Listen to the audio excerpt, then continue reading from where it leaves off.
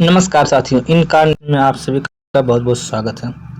आज की इंग्लिश की हमारी दूसरी क्लास है। इसमें हम पार्ट ऑफ स्पीच पूरा ख़त्म करने हैं, क्योंकि पार्ट ऑफ स्पीच से आपका जो है लगभग 3 से 4 नंबर का आपका जो क्वेश्चन आ जाता है। ठीक है, तो चलिए सबसे पहले देखते हैं पार्ट ऑफ स्पीच। तो पार्ट ऑफ स्पीच में क्या क्या होता है। सबसे पहले होता है आपका नाउन होता है, प्रोनाउन होता है, यानी कि जो सेंटेंस में जो चीज़ें जो शब्द यूज किए जाते हैं तो उनका क्या क्या अपना एक स्थान होता है, पद होता है। जैसे एक सब्जेक्ट होता है, एक ऑब्जेक्ट होता है, एक वर्ब होता है ना, एक एडवर्ब होता है, एडजेक्टिव होता है, कंजक्शन होता है, प्रीपोजिशन, इन सब का एक अपना अपना वैल्यू होता है। ठीक है, सेंटेंस में। ठीक है, तो ये आपका पार्ट ऑफ स्पीच होता है ना। तो सबसे पहले हम देखेंगे क्या आपका नाउन। क्या देखेंगे? नाउन।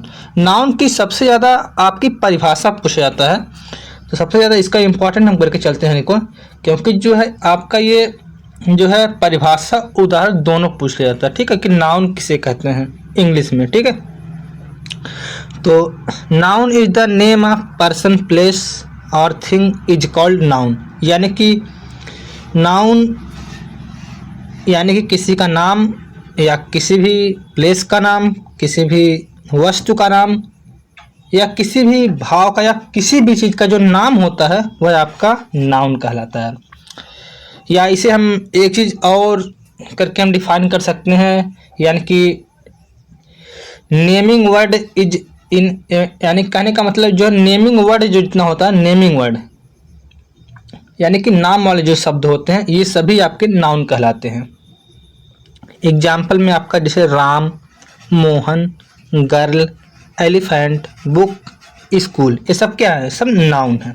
ठीक, अब नाउन के जो होते हैं देखिए kinds of noun, there are 5 kinds of noun, यानी कि नाउन के 5 भागों में बांटा गया है, लेकिन उसे भी हम 2 भागों में बांटे हैं। एक आपका जो काउंटेबल नाउन, एक आपका अनकाउंटेबल नाउन। ठीक, चलिए हम सबसे पहले देखते हैं काउंटेबल नाउन किसे कहते हैं। ये भी आपका पूछा जा सकता है, तो काउंटेबल नाउन किसे कहते हैं? तो the noun which can be count, यानी कि ऐसा नाउन जिसे हम काउंट कर सकें, यानी कि जिसे हम गिन सकें। जैसे आपका बॉय हुआ, गर्ल हुआ, टेबल, हाउस, पेन, ये सब आपका क्या है? काउंटेबल नाउन है। ठीक, इसके बाद आपका हो जाएगा अनकाउंटेबल नाउन। ठीक, लेकिन एक बात और ध्यान दीजिएगा आप लोग, अगर पूछेगा कि नाउन कितने प्रकार के होते हैं तब आप ये लोग मत कहिएगा कि 2 प्रकार के होते हैं, काउंटेबल और यानी कि अनकाउंटेबल। ठीक है, तो आप लोग केवल कहिएगा नाउन 5 प्रकार के होते हैं। ठीक, अभी हम आगे देखते हैं, लेकिन अब अनकाउंटेबल और जो है काउंटेबल दोनों यहाँ पे हमने लिख दिया है। कभी कभी आपका काउंटेबल नाउन पूछ लेता है ना, इसीलिए जो हम लिखे। तो अनकाउंटेबल का मतलब होता है ऐसा नाउन जिसे हम गिन ना सकें। The noun which can not be count, यानी कि ऐसा नाउन जिसे हम काउंट ना कर सके, है ना। जैसे आपको वाटर, वाटर आप गिन सकेंगे? नहीं गिन सकेंगे, बल्कि उससे आप क्या कर सकते हैं? तौल सकते हैं। मिल्क यानी कि दूध, इसे आप क्या कर सकते हैं? इसे आप मापते हैं, ना कि गिनते हैं।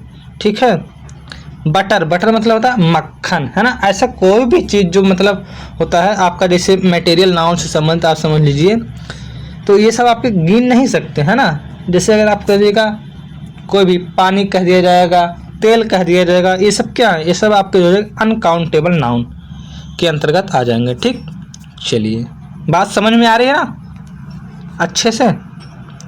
चलिए सबसे पहले हम देखेंगे आपका प्रॉपर नाउन, यानी कि व्यक्तिवाचक संज्ञा।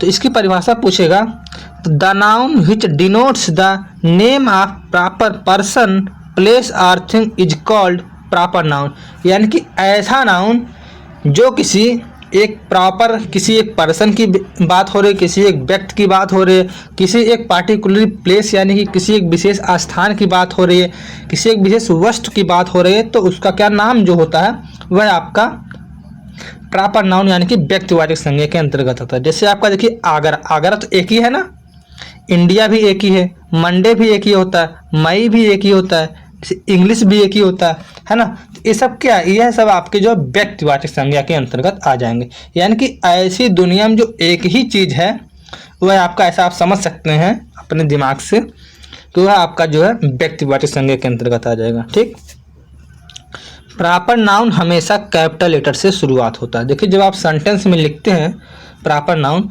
तो हमेशा जो आप जैसे आप लिखे आगरा, तो आगरा हम क्या लिखेंगे, यहाँ पे हम भले ही जो है कहाँ पे, यहाँ पे देखिए हमने आगरा लिखा है ना, देखिए हमने कैपिटल लेटर का प्रयोग किया ना। इंडिया यहाँ पे लिखा आई, हमने कैपिटल लेटर में प्रयोग किया। मंडे लिखा हमने, वही जो है यम जो है कैपिटल लेटर में लिखा।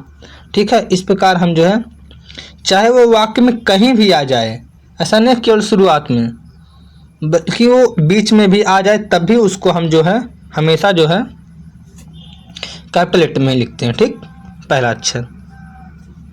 चलिए पहला है, इसके बाद दूसरा है आपका कॉमन नाउन। कॉमन नाउन का मतलब होता है जातिवाचक संज्ञा, यानी कि the common noun which denotes a common person, place और things is called common noun.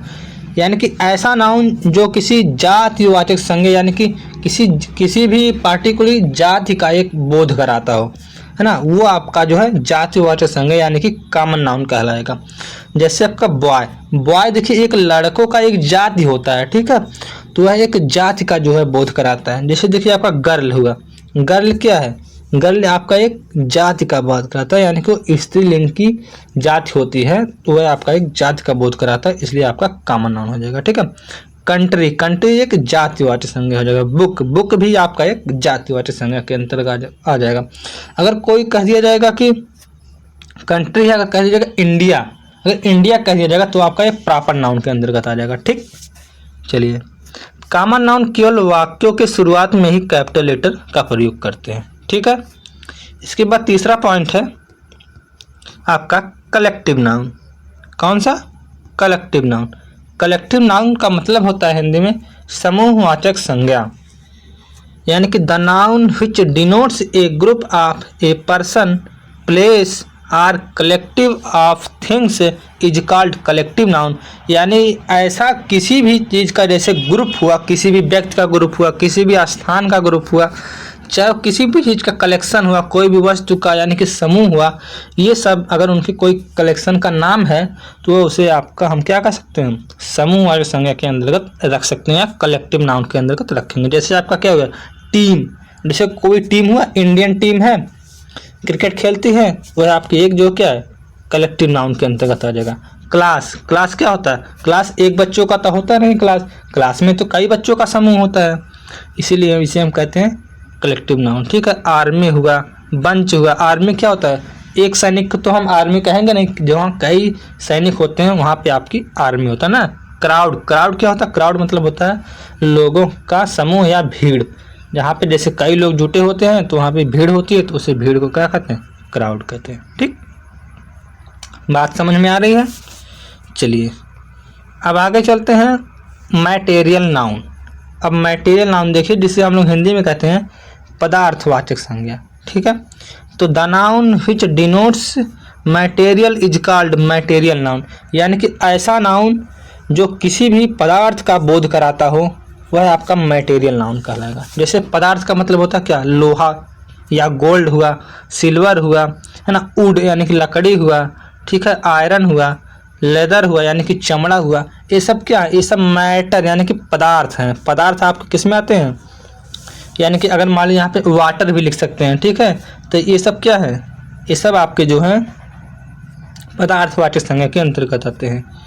इनके पहले आर्टिकल ए/एन का यूज नहीं करते। किसी भी जो होता है, कोई भी आपका जो पदार्थवाचक संज्ञा होता है उसके पहले हम ए/एन का प्रयोग नहीं करते हैं, ए अथवा एन का प्रयोग। ठीक, क्योंकि वो उसे तो हम गिन तो सकते नहीं हैं, क्योंकि आर्टिकल तो हमेशा ए और एन जो होता है वो काउंटेबल नाउन के साथ लगता है ना। जैसे अगर मान लीजिए अगर आपने कह दीजिएगा कि गोल्ड, तो एक गोल्ड कोई तो होता नहीं है भाई। अगर उसका कोई चूड़, अगर आप उसका बहुत महीन काट देंगे तो उसका चूड़ बन जाएगा, तो उसको आप क्या गिन पाएंगे, नहीं गिन पाएंगे। तो ए और एन का प्रयोग ऐसे जहाँ करते हैं, ऐसे नाउन को पहले करते हैं जहाँ पे हम जिसे हम गिन सकते हैं। ठीक है, चलिए बात समझ में आ रही है। चलिए आगे बढ़ें। देखिए अगला आपका ये बहुत महत्वपूर्ण है, ये आपका कई बार पूछा गया है एग्जाम में कि एब्स्ट्रैक्ट नाउन की परिभाषा और उदाहरण लिखिए। तो the noun which denotes feeling, यानी कि ये क्या प्रदर्शित करता है, या क्या बोध कराता है, फीलिंग, किसी भी व्यक्ति का भाव मतलब प्रदर्शित करता है, या क्वालिटी स्टेज मतलब होता है अवस्था, किसी भी व्यक्ति की अवस्था प्रदर्शित करता है, जैसे वो बूढ़ा है, जवान है, बच्चा है। इज कॉल्ड एब्स्ट्रैक्ट नाउन, यानी कि ऐसे जो होते हैं शब्द ये आपके एब्स्ट्रैक्ट नाउन यानी कि भाववाचक संज्ञा कहलाते हैं। जैसे आपका एग्जाम्पल में अगर लेंगे तो आपका हो जाएगा ऑनेस्टी। ऑनेस्टी क्या है? ऑनेस्टी एक ईमानदारी जो शब्द है यह किसी भी व्यक्ति का देखिए क्वालिटी बता रहा है, ठीक है। क्या बता रहा है? क्वालिटी। मर्सी, मर्सी मतलब क्या होता है? दया। दया क्या होता है? यह किसी भी व्यक्ति का फीलिंग होते हैं। दया, क्रोध, घृणा, ये सब क्या होता है? ये सब फीलिंग ही तो होता है ना। काइंडनेस, चाइल्डहुड यानी कि बचपन, यूथ मतलब देखिए होता है यंग यानी कि युवा, ब्यूटी मतलब होता है सुंदरता। ये सब आपका क्या होता है? ये सब आपका भाववाचक संज्ञा के अंतर्गत ही आ जाएगा, ठीक है। अब आ जाएगा जैसे ब्यूटी है, तो ब्यूटी मतलब क्या होता है? सुंदर। तो सुंदर क्या है? सुंदर एक नाउन है, बट कौन सा नाउन है? एब्स्ट्रैक्ट नाउन, ठीक। समझ में आ रहा है?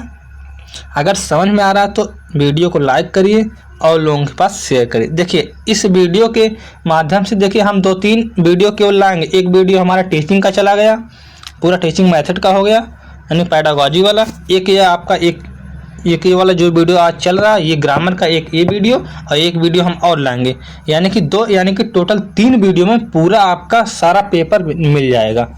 आप ना होएगा तो हम आपका, अगर आप थ्योरी आप पूरा पढ़ लीजिए, इसके बाद हम आपका जो है वो कराएंगे। क्या कराएंगे? Previous year question paper. देखिए आप देखिएगा आपका सब यहीं में से मिलेगा, इसी में से केवल 3 घंटे मात्र वीडियो से सारा कुछ आपका मिलेगा, ठीक। और इसी नोट्स से चलिए, और ये नोट्स हम आपका टेलीग्राम चैनल पर डाल देंगे। आपका अगला टॉपिक है, अगला टॉपिक आपका हो जाता है प्रोनाउन।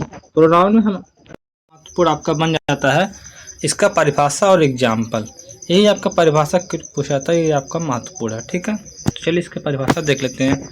इसकी परिभाषा है a pronoun is a word which is used in place of a noun, यानी कि एक प्रोनाउन जो एक ऐसा शब्द है जो हम किसी भी नाउन के स्थान पर प्रयोग करते हैं। तो वह कौन कौन सा हो जाएगा आपका?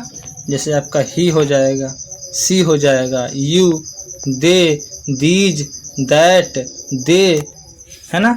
ये सब आपके जो होते हैं ये सब आपके प्रोनाउन होते हैं, ठीक है। जैसे आपका आई हो गया, वी हो गया, है ना, एनीवन, एनीबॉडी, यानी ये सब क्या होता है? ये सब आपके प्रोनाउन होते हैं।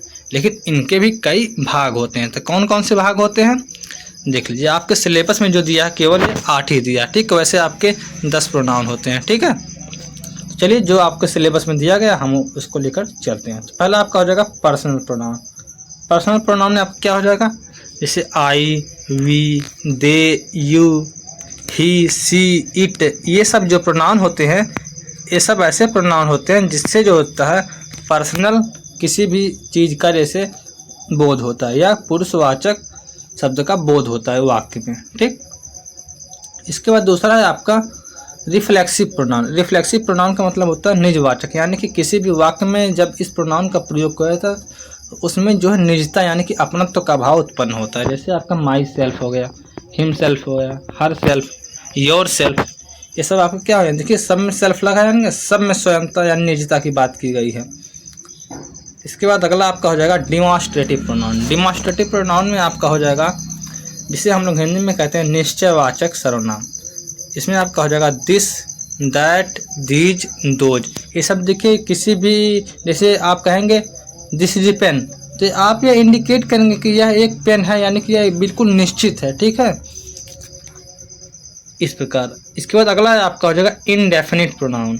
इनडेफिनिट में आपका हो जाएगा जैसे देखिए आपका एनी हो जाएगा, एनीवन, एनीबॉडी, है ना। तो इसमें क्या हो जाएगा? इसमें जो अनिश्चितता का बोध हो रहा है ना, तो ये आपका हो जाएगा अनिश्चयवाचक प्रोनाउन, ठीक है, यह अनिश्चयवाचक सर्वनाम। इसके बाद आपका अगला है आपका डिस्ट्रीब्यूटिव प्रोनाउन, यानी कि वितरणवाचक सर्वनाम। तो इसमें आपका हो जाएगा ईच का प्रयोग करेंगे, इवरी का प्रयोग करेंगे, आइदर का प्रयोग करेंगे, नाइदर का प्रयोग करेंगे। इन सब का जहाँ पे प्रयोग होगा वहाँ पे आपका डिस्ट्रीब्यूटिव प्रोनाउन आपका हो जाएगा या वितरणवाचक सर्वनाम, ठीक। इसके बाद अगला आपका बन जाता है रेसिप्रोकल प्रोनाउन, यानी कि आपका पारस्परिक प्रोनाउन। इसमें भी आपका ईच का प्रयोग होगा, अदर का प्रयोग होगा, वन अदर का प्रयोग। अब कहेंगे ईच इसमें भी आ गया, ईच इसमें भी आ गया, लेकिन जब वह वाक्य में प्रयोग होगा तो उसका जो अर्थ अलग अलग देगा। जैसे आप जब प्रोनाउन जब दैट का जब आप प्रयोग करते हैं तो उसका अर्थ उस तरीके दैट इज ए पेन, यानी कि वह एक पेन है, वहाँ पे वह का प्रयोग हुआ। लेकिन जब उसको हम इनडायरेक्ट में जब हम लोग प्रयोग करते हैं, जब कंजक्शन दैट का प्रयोग करते हैं तो वहाँ पे दैट का मतलब क्या होता है, वहाँ पे वह नहीं होता है, वहाँ पे दैट का मतलब हो जाता है कि, क्या होता है कि, यानी कि उसका अर्थ बदल जाता है। ठीक है, चलिए अगला चलते हैं। Relative pronoun. रिलेटिव प्रोनाउन का मतलब होता है संबंधवाचक सर्वनाम। यहाँ पे आपका हु, हुज, हुम या हिच या व्हाट जैसे शब्दों का प्रयोग होता है। इसके बाद अगला आपका है इंट्रोगेटिव प्रोनाउन, जिसे हम लोग कहते हैं प्रश्नवाचक सर्वनाम।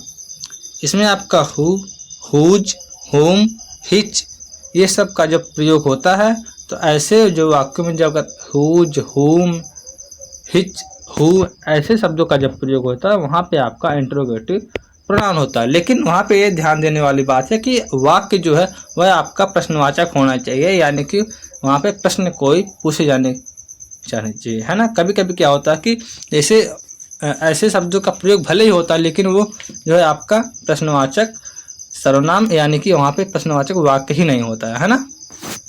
तो इसीलिए कहते हैं इस बात का बिल्कुल ध्यान देना होता है। तो आपका बस प्रोनाउन इतना ही है, इससे ज़्यादा कुछ नहीं है आपके सिलेबस में।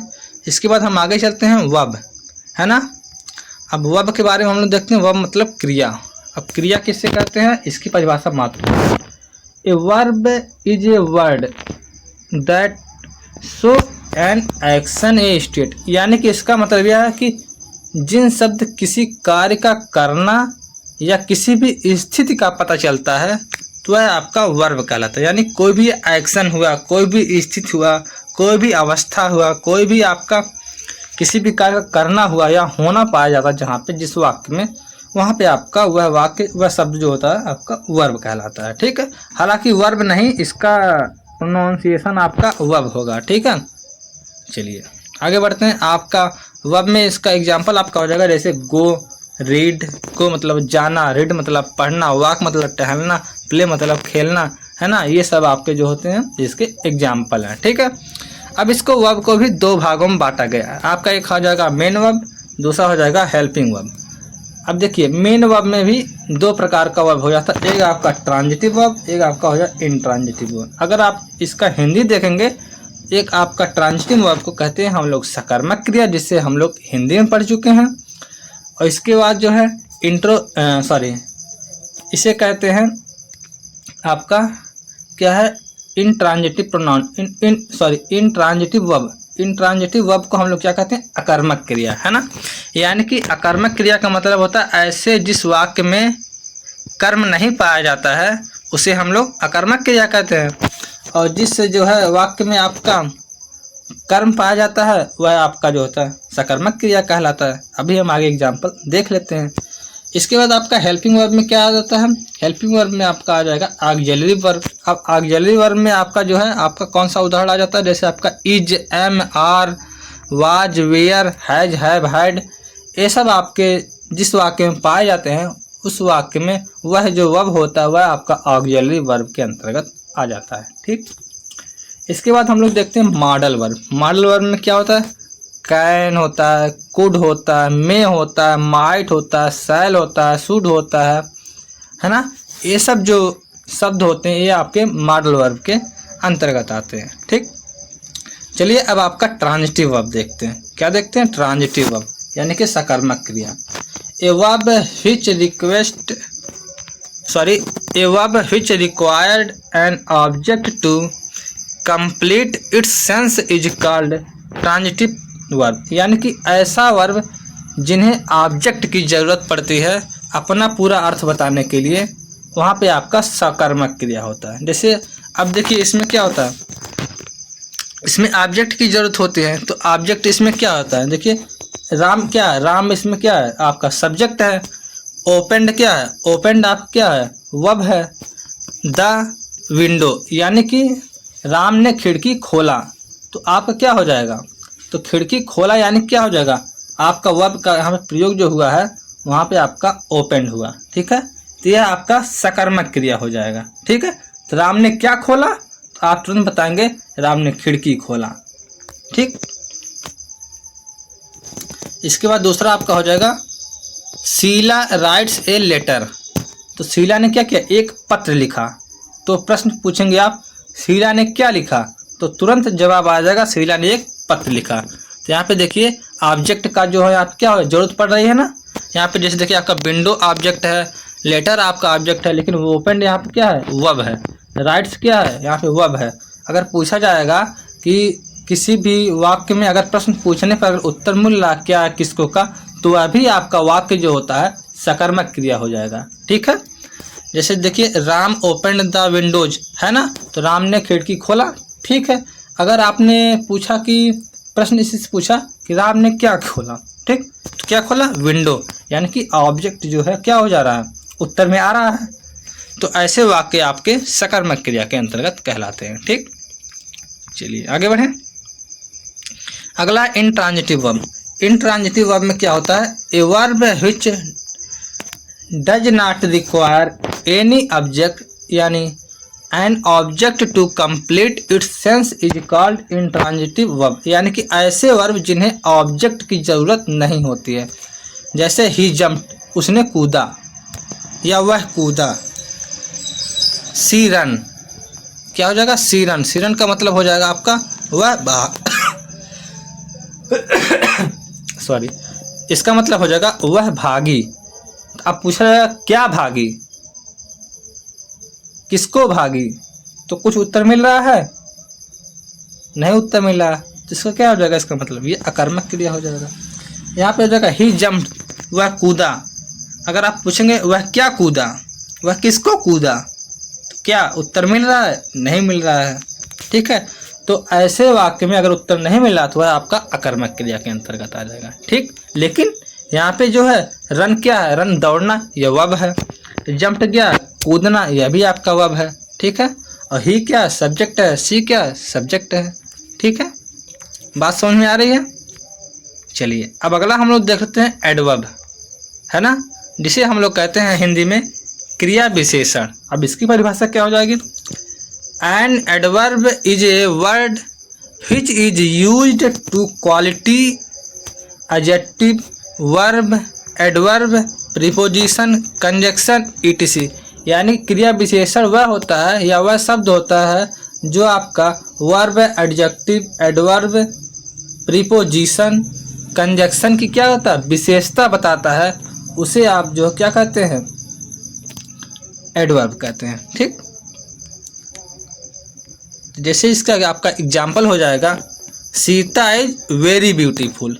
अब ब्यूटीफुल है, अब ये सुंदर है, अब क्या वेरी आप क्या हो जाएगा, यहाँ पे एडवर्ब हो जाएगा। ठीक है, ब्यूटीफुल क्या है, ब्यूटीफुल यानी सुंदरता क्या कर रहा है, उसको जो है और व्याख्यित यानी कि और अच्छे से उसको डिस्क्राइब कर रहा है। तो सीता जो क्या है यानी कि बहुत सुंदर है, तो बहुत क्या यहाँ पे हो जाएगा, वेरी शब्द, वेरी शब्द यहाँ पे हो जाएगा एडवर्ब। ठीक, आई बात समझ में। चलिए यहाँ पे देखिए क्या कर रहा है, यहाँ पे जो है verb, adjective, adverb, preposition, conjunction, यानी इन सब क्या करेगा, इन सब की विशेषता बतलाएगा। ठीक है, तो इसका कुछ ज़्यादा नहीं, बस एक परिभाषा पूछता है, एक एग्जाम्पल बस। ये देखिए एडजेक्टिव का भी जो है आपका यही आपका परिभाषा पूछेगा और एग्जाम्पल, बस इससे ज़्यादा कुछ नहीं पूछता है। बोल देगा पेपर में कि define the adjective and with example, यानी कि आप एग्जाम्पल के साथ जो है आप एडजेक्टिव को डिफाइन करिए। तो आप ऐसे इसकी परिभाषा लिखेंगे, a adjective is a word which is used to a noun और प्रोनाउन।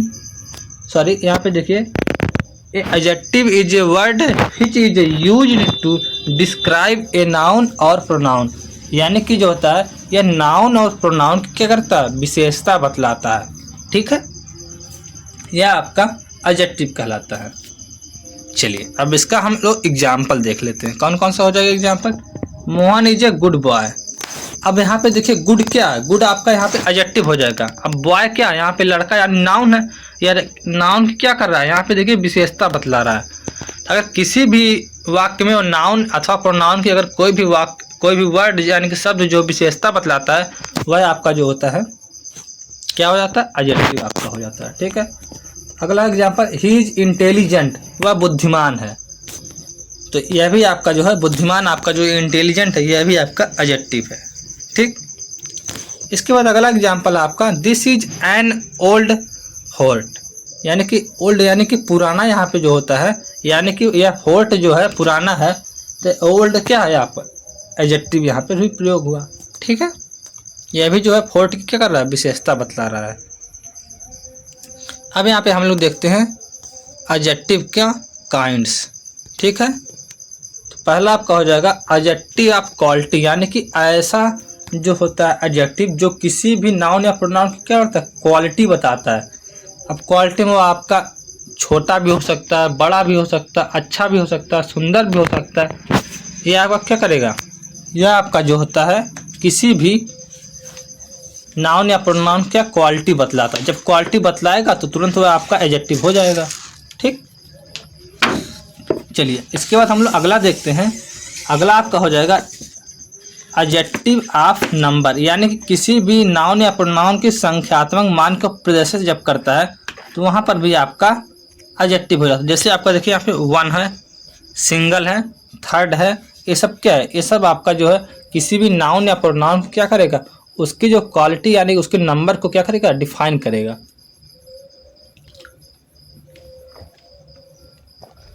ठीक, इसके बाद अगला देखते हैं क्वांटिटी। अब देखिए एडजेक्टिव ऑफ क्वांटिटी, यानी क्वांटिटी का एडजेक्टिव जो होता है वह आपका किसी भी नाउन या प्रोनाउन की, ये भी आपका क्या करेगा, क्वालिटी बताएगा। जैसे क्वालिटी में आपका क्या बताएगा, क्वांटिटी, उसका गणना करेगा। जैसे लिटिल मतलब छोटा, मच मतलब होता है कुछ, सम मतलब होता है कुछ, इनफ मतलब होता है ज़्यादा। तो अब ज़्यादा क्या है, अब ज़्यादा आपका क्वांटिटी यानी नंबर में तो गिना नहीं जाएगा। क्वांटिटी क्या है, उसको तौला जाता है, परिमाणवाचक, ऐसा आप मान के चलिए। ठीक, अगला आपका हो जाता है पजेसिव एडजेक्टिव। हाँ, पजेसिव एडजेक्टिव में आपका हो जाएगा जैसे my, our, your, his, her, ETC, ये आपके जो होते हैं ये आपके पजेसिव एडजेक्टिव कहलाते हैं। इसके बाद अगला है डिस्ट्रीब्यूटिव एडजेक्टिव, यानी यह किसी भी चीज़ को जैसे बांटने का कार्य कर, जैसे ईच, एवरी, आइदर, यानी कि ये सब जो शब्द होते हैं ये आपके डिस्ट्रीब्यूटिव एडजेक्टिव कहलाते हैं। ठीक है, इसके बाद अगला आपका डिमॉन्स्ट्रेटिव एडजेक्टिव। इसमें आपका दिस, दैट, दीज, दोज आपके आ जाएंगे शब्द। ठीक है, इसके बाद अगला हो जाएगा आपका इंट्रोगेटिव एडजेक्टिव। इसमें आपका हो जाएगा व्हाट, हुज, हिच, ऐसे जो शब्द होते हैं ये आपके इंट्रोगेटिव एडजेक्टिव होते हैं। इसके बाद अगला आपका हो जाएगा प्रॉपर एडजेक्टिव। प्रॉपर एडजेक्टिव आपका हो जाएगा जैसे इंडियन, अमेरिकन, तो ये भी क्या कर रहा है, अमेरिकन, इंडियन, जैसे भारतीय, यानी कि अमेरिकन, तो ये भी किसी भी चीज़ क्या कर रहा है, क्वालिटी बता रहा है। ठीक है, यह भी आपका नाउन या प्रोनाउन के पहले प्रयोग का। जैसे किसी भी इंडियन है तो इंडियन मैन लिखा जाएगा, इंडियन या इंडियन वुमेन लिखा जाएगा, तो यानी कि भारतीय औरत या भारतीय पुरुष, यह क्या कर रहा है, उस चीज़ को क्या कर रहा है, डिफाइन कर रहा है। ठीक है, विशेषता बतला रहा है। ऐसे शब्द आपके जो है एडजेक्टिव कहलाते हैं। इसके बाद सबसे ज़्यादा महत्वपूर्ण आपका है प्रीपोजिशन। प्रीपोजिशन आपका जो होता है आपका संबंध सूचक, जो किसी भी वाक्य में संबंध बताता है। तो इसकी परिभाषा सबसे पहले देख लेते हैं क्या कहलाता है परिभाषा। Preposition is a word which is used to establish the relation between two noun और pronoun। यानी कि प्रोनाउन एक ऐसा शब्द है जिसका यूज दो नाउन या प्रोनाउन के बीच संबंध स्थापित करने के लिए किया जाता है। जैसे he is coming by bus. अब देखिए कमिंग मतलब वह आ रहा है और बस एक क्या नाउन है यहाँ पे। तो यहाँ पे देखिए यहाँ पे यह जो बाई है, बाई क्या कर रहा है, इस वाक्य से पूरा इसमें क्या कर रहा है, संबंध स्थापित कर रहा है। किससे, नाउन के साथ। तो बाई आपका क्या यहाँ पे हो जाएगा, प्रीपोजिशन आपका हो जाएगा। ठीक, इसके बाद अगला आपका है Agra is famous for the Taj Mahal. ठीक, तो यहाँ पे फॉर क्या है, फॉर आपका एक प्रीपोजिशन का प्रयोग यहाँ पे हुआ है। तो आगरा किसके लिए जो प्रसिद्ध है, ताजमहल के लिए प्रसिद्ध है। इसके बाद अगला है आपका ऐट का प्रयोग कहाँ कहाँ पे होता है।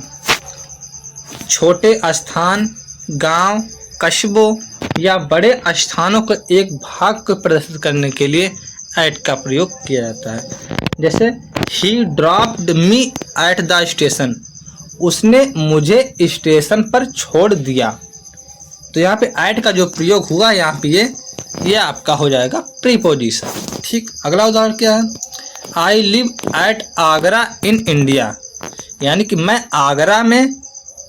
आगरा भारत में रहता हूँ, यानी कि मैं जैसे आगरा में रहता हूँ तो आप क्या भारत में ही है। ठीक है, यहाँ पर भी आपका प्रयोग होगा ऐट का।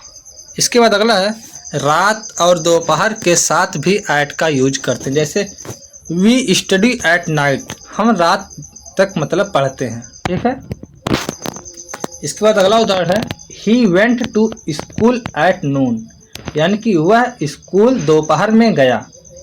तो यानी कि वह जो स्कूल या दोपहर में गया, तो यह आपका हो जाएगा क्या ऐट का भी यहाँ प्रयोग हुआ। चलिए अगला चलते हैं हम।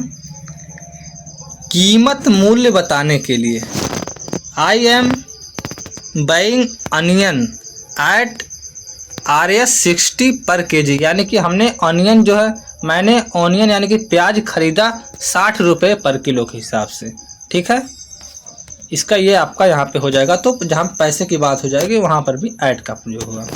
किसी भी त्यौहार या खास अवसर के लिए भी हम लोग ऐट का प्रयोग करेंगे। जैसे आई will come home at Holi, यानी कि मैं आऊँगा अपने घर होली पर।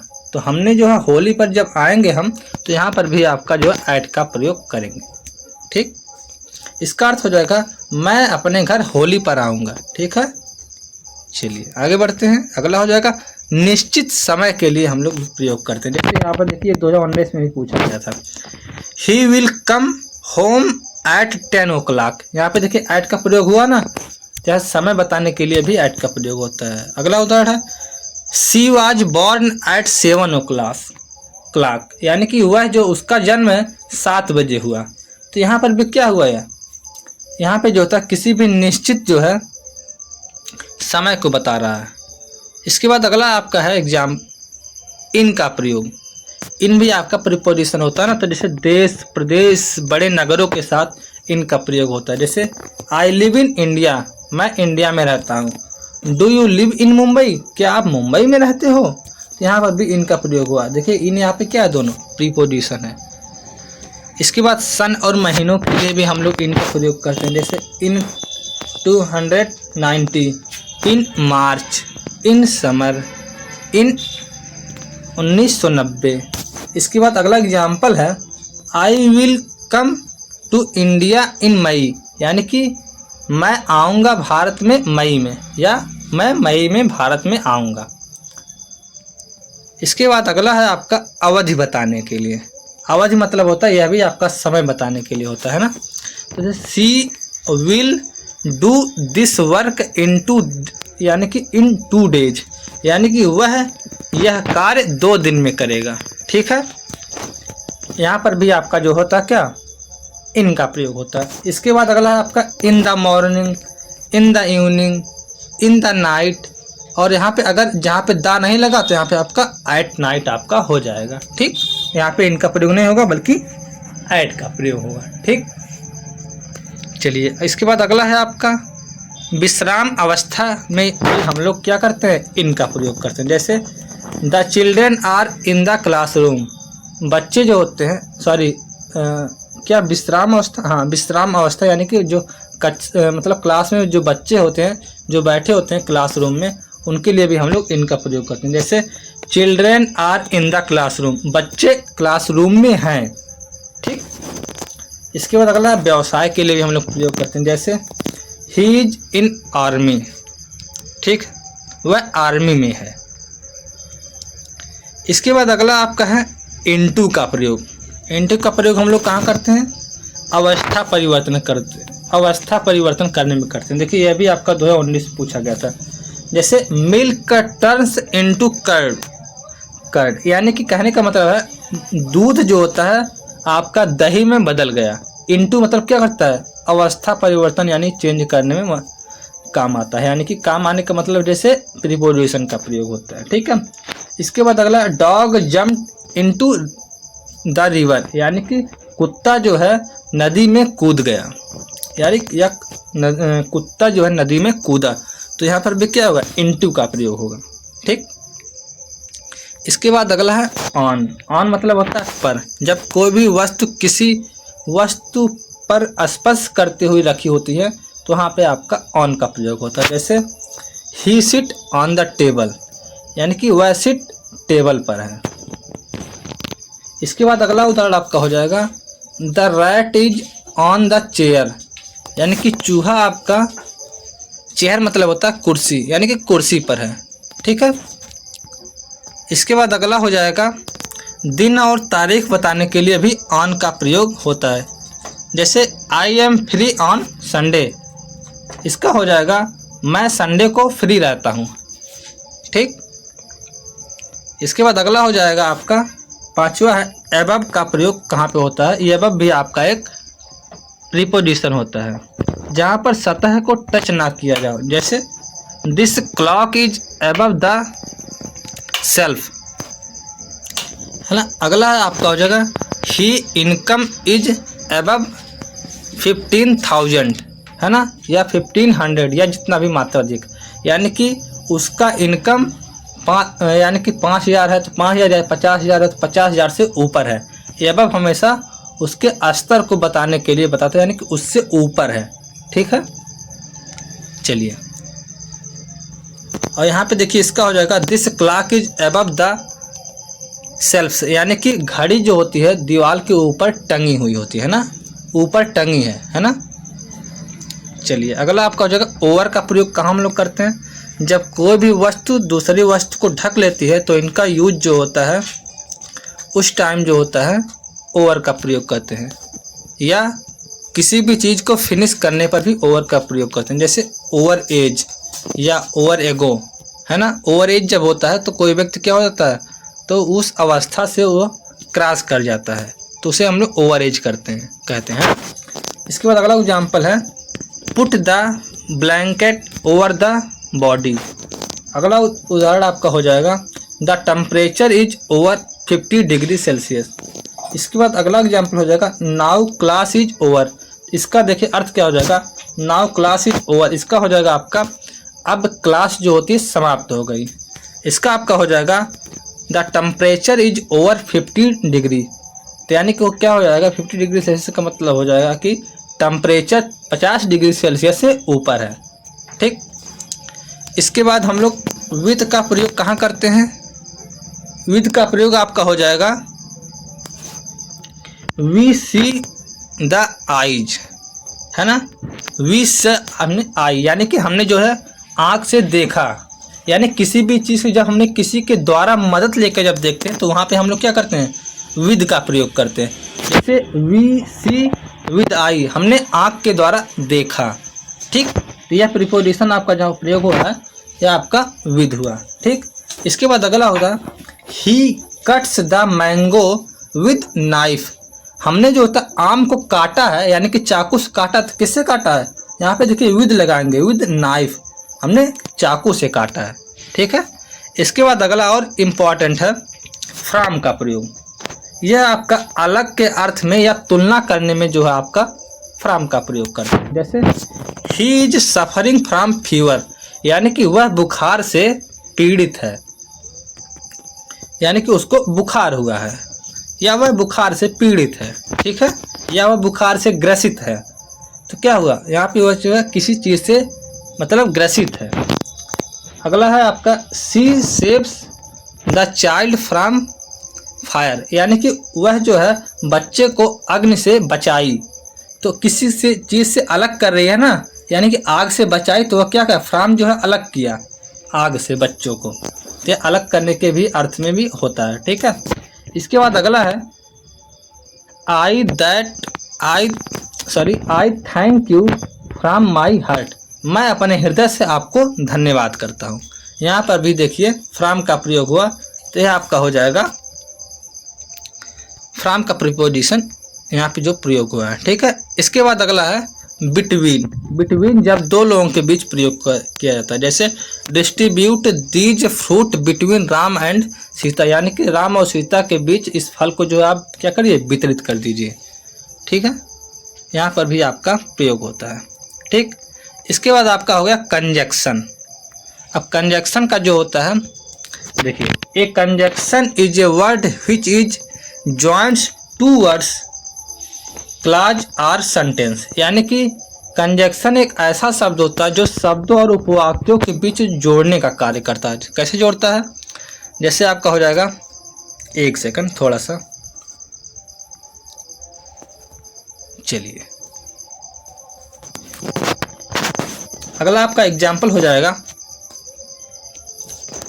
एग्जाम्पल में आपका हो जाएगा Mohan and Sohan are reading a book, यानी कि मोहन और सोहन एक किताब को पढ़ रहे हैं। यानी कि मोहन और सोहन को देखिए जोड़ा ना एंड, तो यहाँ पे जो एंड जो लगा है यह आपका क्या हो जाएगा, कंजक्शन हो जाएगा। ठीक, अब अगला उदाहरण देखते हैं। He is intelligent but poor, यानी कि वह बुद्धिमान तो है लेकिन गरीब है। वह बुद्धिमान है लेकिन गरीब है। इसके बाद अगला आपका उदाहरण हो जाएगा he works hard but failed, यानी कि वह जो है कठिन परिश्रम किया लेकिन फेल हो गया। ठीक, इसके बाद आपका अगला आपका हो जाएगा, इसको दो भागों में बांटते हैं कंजक्शन को, कोऑर्डिनेटिंग कंजक्शन जिसे हम लोग कहते हैं ऐसे कंजक्शन जो दो समान पद वाले वाक्यों को जोड़ता है। जैसे आपका इस कोऑर्डिनेटिंग कंजक्शन के अंतर्गत आपका आ जाएगा, ये देखिए रटने वाली बात होती है। आप लोग ट्रिक याद कर लीजिए, फैन बॉय, तो फैन से आपका हो जाएगा आपसे for and nor, but or yet so not only but also both. इन सब जगह अगर प्रयोग हो रहा है ऐसे किसी भी वाक्य में, इसे हम क्या कहते हैं, कोऑर्डिनेटिंग कंजक्शन। ठीक, चलिए तो उदाहरण भी देख लेते हैं। आई वेंट टू मार्केट, मैं बाजार गया। आई बॉट सम बुक, मैंने एक किताब खरीदा। अब इसको जो कंजक्शन से जोड़ना है तो देखिए कैसे हमने जोड़ा, ऐसे मतलब क्वेश्चन में ये दे देगा तो हम लोग ऐसे जोड़ेंगे, I went to market and bought some books, यानी कि मैं बाजार गया और कुछ किताबें खरीदा। ठीक, इसके बाद अगला है आई लाइक्स पिज्ज़ा एंड बर्गर, यानी मैंने पिज्ज़ा को पसंद करता हूँ तथा और बर्गर को भी।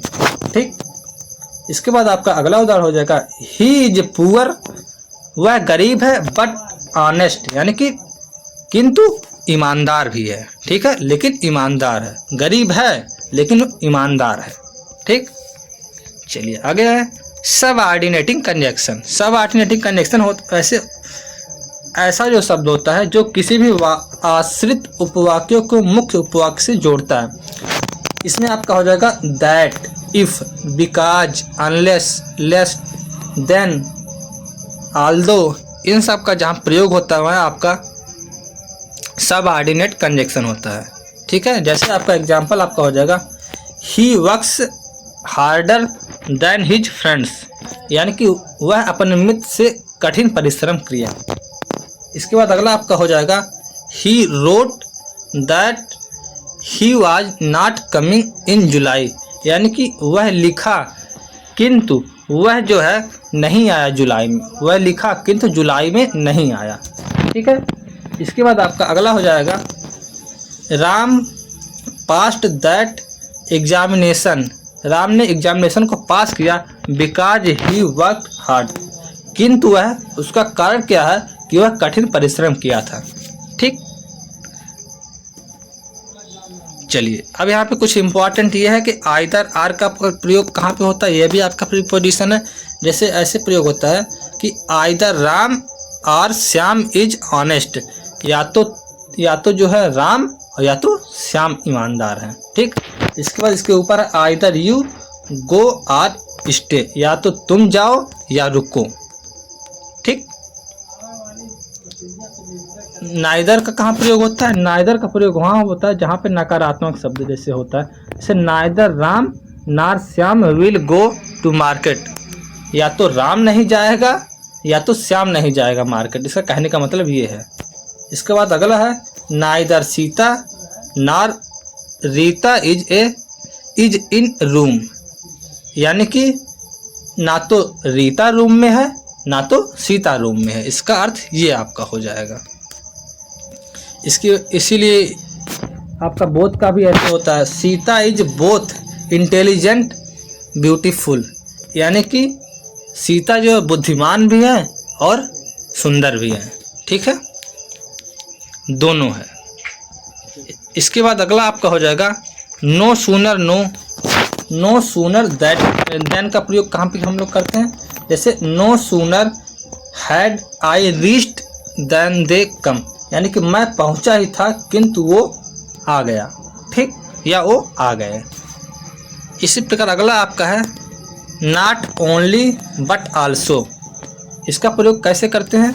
He is not only a teacher but also a student, यानी कि वह एक अध्यापक ही नहीं बल्कि एक स्टूडेंट यानी कि एक छात्र भी है। ठीक, इसके बाद अगला है आपका लिस्ट शुड। इसका मतलब हो जाएगा, इसका एग्जाम्पल हो जाएगा आई विल वर्क हार्ड, हमने कठिन परिश्रम किया, यानी मैंने कठिन परिश्रम किया।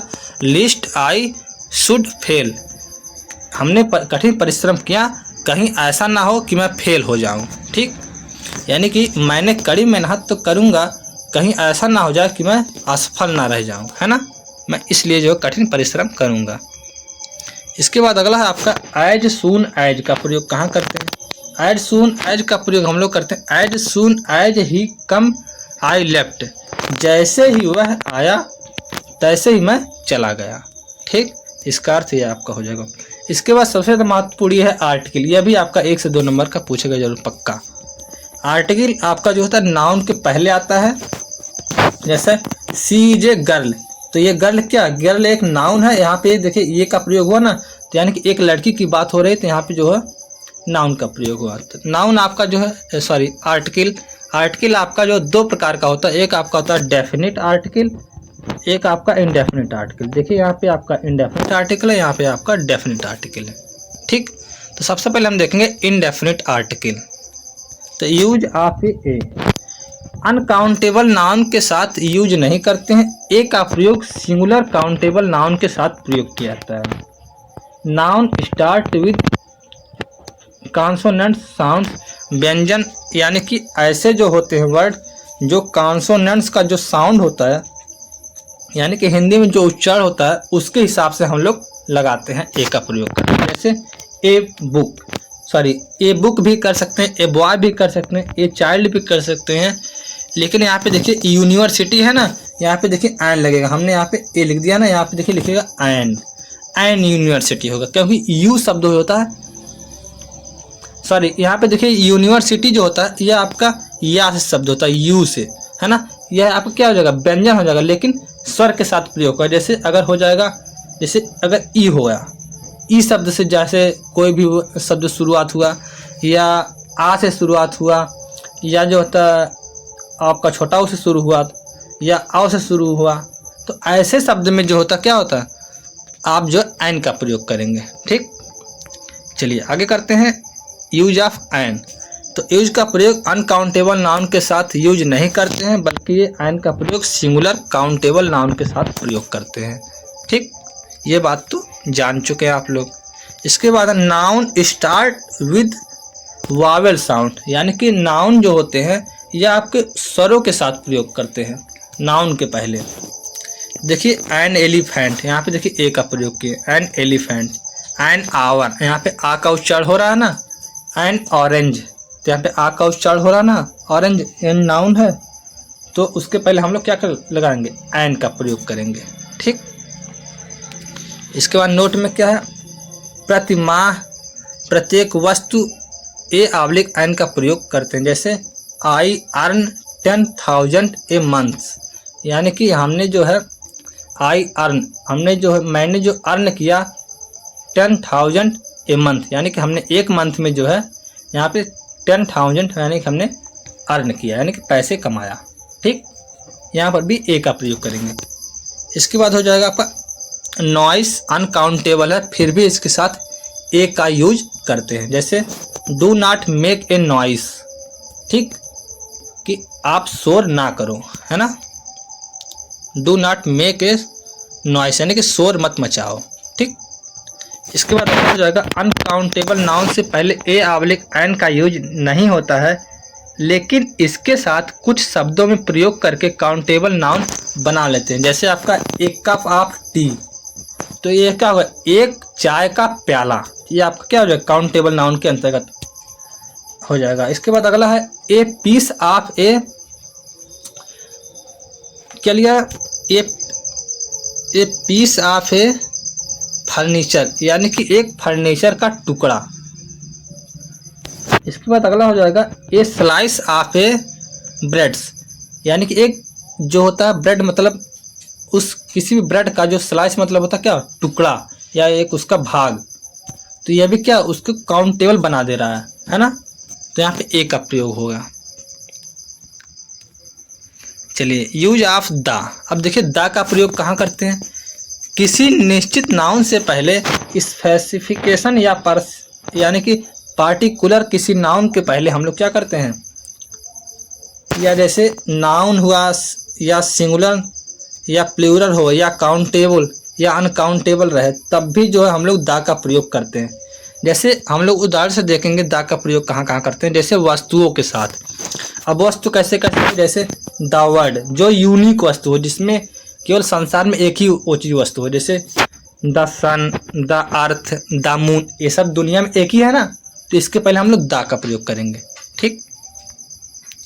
इसके बाद अगला है आपका प्रसिद्ध स्मारक, प्रसिद्ध संग्रहालय या ऐतिहासिक इमारतों के पहले हम लोग क्या करेंगे, द का प्रयोग करेंगे। जैसे द ताजमहल, है ना, द चार मीनार, द कुतुब मीनार, द कोई भी चीज़ ऐसा हो जो दुनिया में एक हो या कोई भी ऐतिहासिक चीज़ हो, है ना, वह आपका उसके से पहले हम लोग द का प्रयोग करेंगे। इसके बाद नदियों, समुद्रों, महासागरों, पर्वतों, श्रृंखलाओं या मरुस्थलों आदि के नाम के पहले हम लोग क्या करेंगे, द का प्रयोग करेंगे। जैसे the Ganga, the Yamuna, the Indian ocean, यानी कि भारतीय सागर, द हिमालयाज, ये भी क्या हो जाएगा, इसके साथ भी द का प्रयोग करेंगे।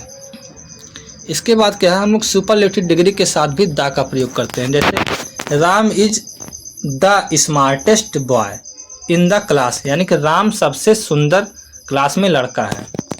इसके बाद अगला उदाहरण है Sanskrit is one of the oldest language, यानी कि संस्कृत सबसे पुरानी भाषा है। तो यहाँ पे देखिए, यहाँ पे भी द का प्रयोग होगा, ठीक। इसके बाद धार्मिक ग्रंथ और पत्रिका से पहले भी हम लोग क्या करते हैं, द का प्रयोग करते हैं। जैसे the Gita, the Ramayana, the Indian Express, इन सब के पहले क्या करते हैं हम लोग, ये भी दुनिया में तो एक ही है, रामायण तो एक ही है, ठीक है, गीता भी एक ही है, गीता माने भगवत गीता, ठीक है, इंडियन मतलब भारतीय तो एक ही है, इंडियन एक्सप्रेस, है ना, तो उन सब के पहले भी हम लोग क्या करते हैं, द का प्रयोग करते हैं। इसके बाद अगला है ऐसे देश के नाम, देश के साथ किया जाता है जिनका किंगडम स्टेट, यानी कि जैसे यूनाइटेड किंगडम, तो वहाँ पे यूनाइटेड किंगडम क्या है, एक ही है। जैसे the United kingdom, the United states, ऐसे देशों के साथ भी हम लोग क्या करते हैं, द का प्रयोग करते हैं।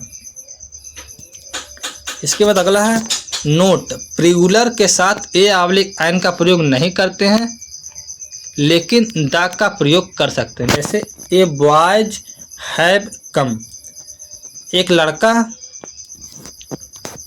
आएगा, यानी कि ये गलत है आपका हो जाएगा, ठीक है। द बॉयज, यहाँ पे ए बॉयज नहीं यहाँ पे होगा, यहाँ पे होगा द बॉयज, द बॉयज हम हैव कम, है ना, यहाँ पे आपका ये वाला वाक्य सही हो जाएगा, क्योंकि यहाँ पे देखिए द का प्रयोग होगा, ठीक, ए का प्रयोग नहीं होगा। तो आशा है कि आप लोगों का इस रिवीजन में बहुत ही तेज़ी से हमने कवर किया है। हमने तेज़ी से इसलिए कवर किया क्योंकि आप लोग जो इसको एक बार पढ़ चुके हैं, है ना, 6वीं 7वीं 8वीं क्लास में तो ज़रूर आप लोगों ने पढ़ा होगा, या 9वीं 10वीं में।